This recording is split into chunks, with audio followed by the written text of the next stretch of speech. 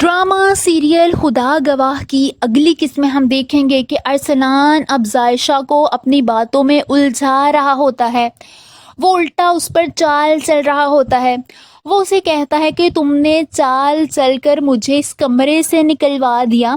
मैंने भी वही किया, डैड को जाकर बता दिया कि आग मैंने लगाई थी। वो अपने डैड को सारी बात बताता है और उनसे माफ़ी मांगता है ताकि उसकी कमरे में रसाई मुमकिन हो सके, और ऐसा ही होता है। वो अपने कमरे में वापस आ जाता है। जायशा उसकी बातें नहीं समझ रही होती। वही अरसलान आगे बढ़ता है और ज़बरदस्ती उसका हाथ पकड़ लेता है। जायशा बहुत ज़्यादा डर जाती है। वो घबराते हुए अपना हाथ छुड़वाती है और बाहर की तरफ भागती है।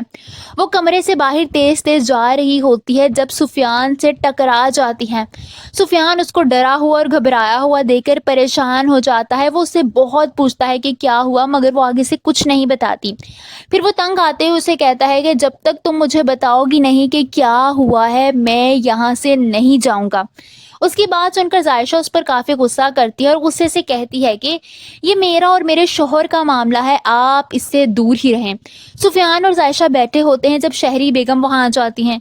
सुफियान तो चला जाता है, मगर जायशा वहीं होती है जब शहरी बेगम उसके पास आकर उसे गुस्से से कहती हैं कि एक बात अच्छी तरह सुन लो, सुफियान से दूर रहो वरना अच्छा नहीं होगा। उनको अब डर होता है कि कहीं जायशा फिर से सुफियान के करीब ना हो जाए। वो सुफियान और जायशा को कभी एक होते हुए नहीं देख सकती। दूसरी तरफ हम देखेंगे कि अरसलान और जायशा घूमने के लिए जाते हैं। अरसलान अपनी तरफ से बहुत ज़्यादा अच्छा बन रहा होता है ताकि जायशा को अपनी अच्छाई के जाल में फंसा सके और उल्टा उसकी चाल उसी पे चल सके। मगर जायशा का दिमाग भी बहुत ज़्यादा शातिर होता है। वो उसके साथ घूमने तो चली जाती है, मगर दिमाग में चाल चलते हुए मुस्कुराने लगती है और दिल में अपने आप से कहती है कि अरसलान, अब जो भी नुकसान होगा वो तुम्हारा होगा।